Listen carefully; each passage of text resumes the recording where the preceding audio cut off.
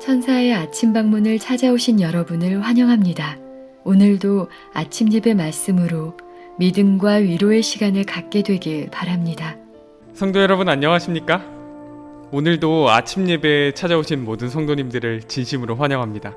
오늘도 아침 예배를 통해서 새 힘을 얻고 하루를 말씀으로 승리하시는 모든 성도님들이 되시기를 간절히 바랍니다. 이제 기도하겠습니다.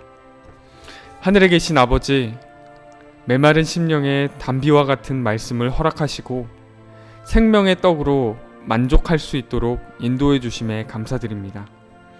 마음에 하나님의 은혜에 대한 감사와 충성이 새겨져 말씀을 세우는 삶을 살 수 있도록 인도하여 주시옵소서.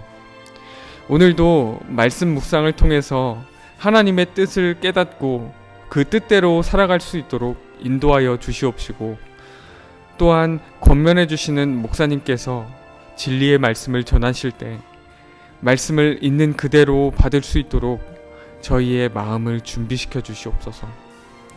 예수님의 이름으로 기도드립니다. 아멘. 안녕하세요, 성도 여러분. 오늘 우리가 희생에 대한 말씀을 묵상하도록 하겠습니다.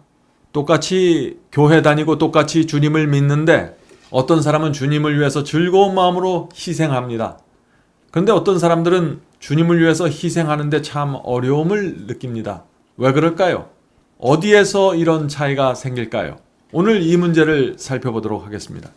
본문 성경절 읽겠습니다. 시편 40편 16절. 무릇 주를 찾는 자는 다 주로 즐거워하고 기뻐하게 하시며. 자, 주님을 찾는 사람들은 모두 기뻐하고 즐거워한다고 했습니다.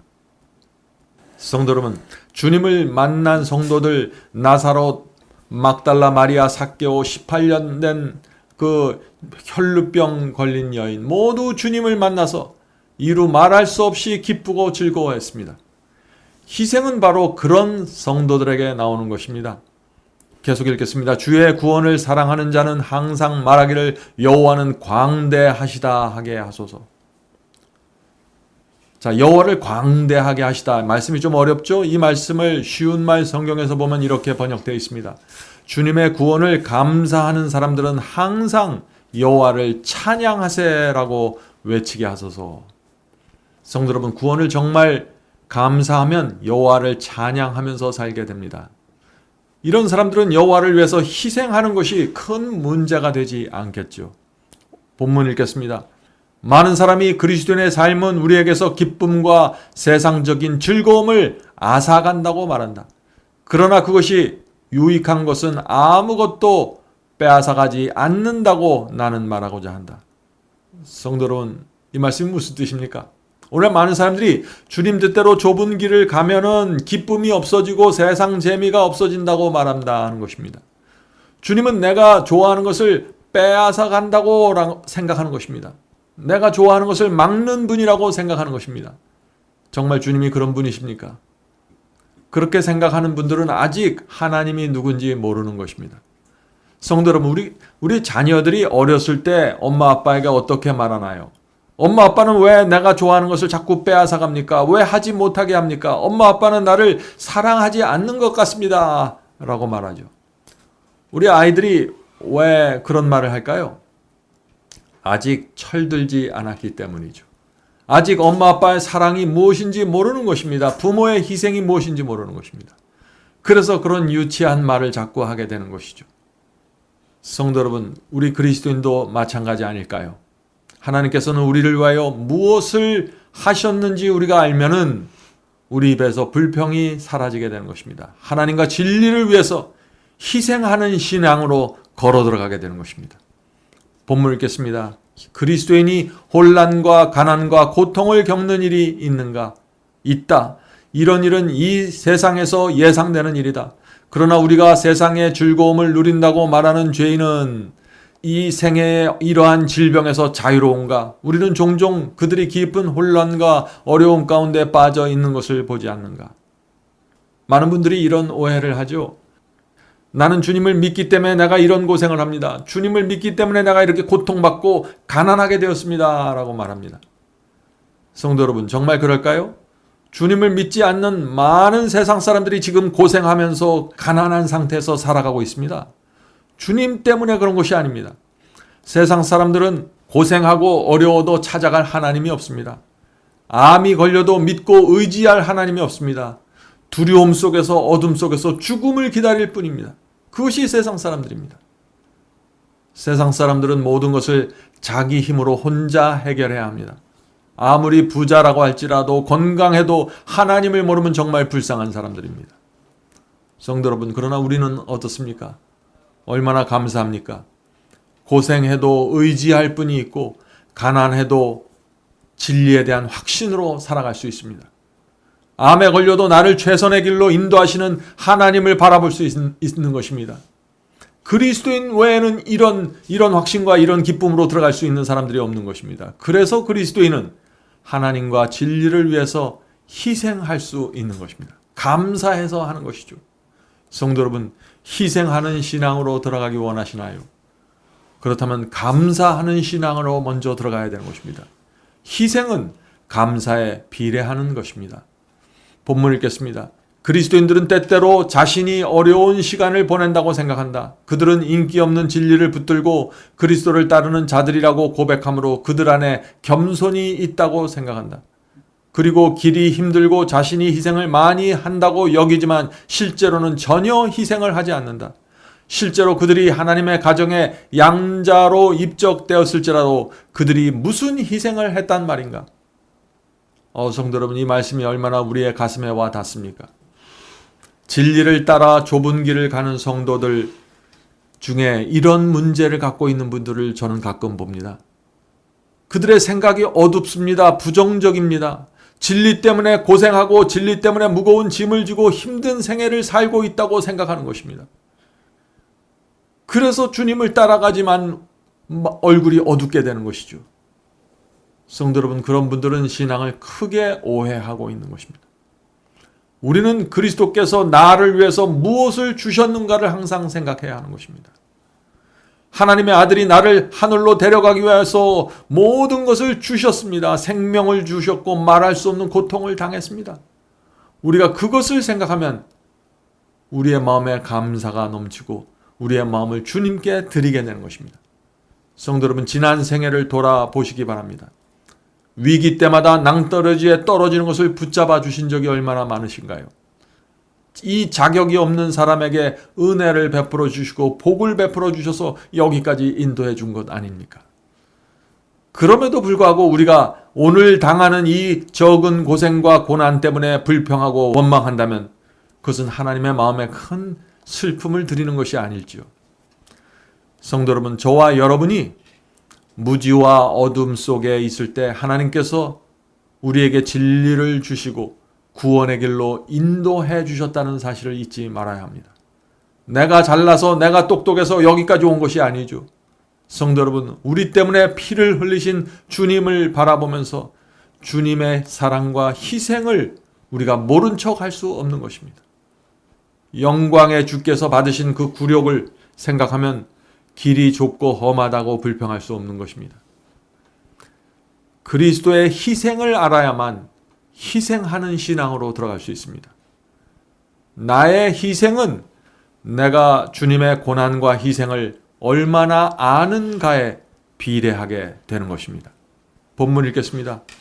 그들이 그리스도를 따름으로 세상을 사랑하는 친척들과의 우정을 다소간 해쳤을 수도 있다. 그러나 그것과 맞바꾼 것들을 바라보라. 구원에 참여하는 자가 되게 곧 하나님의 상속자요 예수 그리스도와 공동 상속자가 되어 불멸의 유업을 받게 되도록 어린 양의 생명책에 기록되었으며 높임을 받은 정말로 높임을 받은 그들의 이름을 바라보라. 성도 여러분, 우리가 예수님과 함께 하늘을 상속받게 되는 것입니다. 우리의 이름이 어린 양의 생명책에 기록되었습니다. 그것 위에 그것보다 더 높은 가치와 보물이 이 세상에 무엇인가요? 가장 높은 보물을 받은 것입니다. 그런데 우리가 희생할 수 없다고요. 성도 여러분, 우리가 무엇을 희생했습니까? 우리가 다니엘의 세 친구처럼 풀무불에 들어간 적이 있나요? 사자굴에 떨어진 적이 있습니까? 중세기 성도들처럼 알프스 깊은 산에 들어가 추위와 굶주림으로 고통당한 적이 있습니까? 우리가 주님을 위해서 희생한 것이 무엇입니까? 아무것도 없습니다. 성도 여러분, 하나님께서 우리에게 영원한 생명을 주셨습니다. 예수께서 너희는 죽어도 살겠다고 부활에 대한 약속까지 주셨습니다.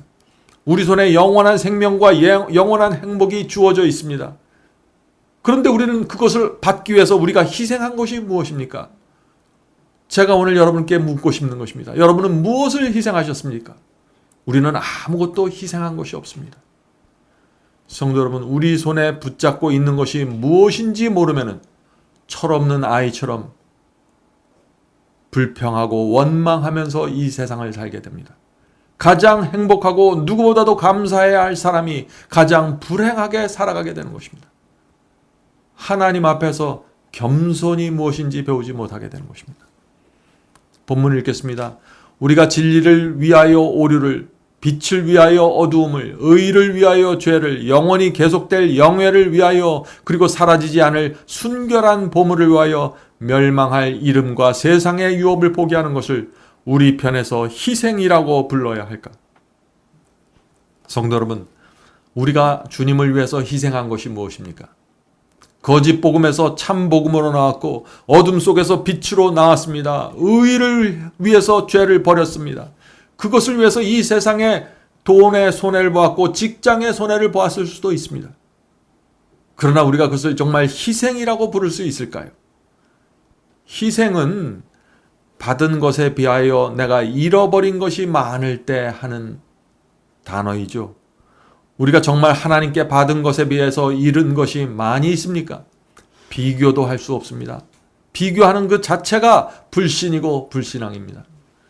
성도 여러분, 어떤 사람이 희생으로 들어가게 될까요? 내가 얼마나 많은 것을 받았는가를 헤아려 보는 사람들입니다. 그런 사람은 결코 부정적이고 슬픈 얼굴로 다닐 수 없는 것입니다. 계속 읽겠습니다. 이 생에서도 그리스도인은 도움을 위하여 의지할 분을 모시고 있는데 그분은 모든 시련을 감당할 수 있게 도와주실 것이다. 그러나 죄인은 시련을 홀로 감당해야 된다. 그는 사탄에 의해 결박된 채 흑암에 쌓여 양심의 가책을 느끼며 무덤으로 내려간다. 왜냐하면 그는 그의 합법적인 포획물이기 때문이다.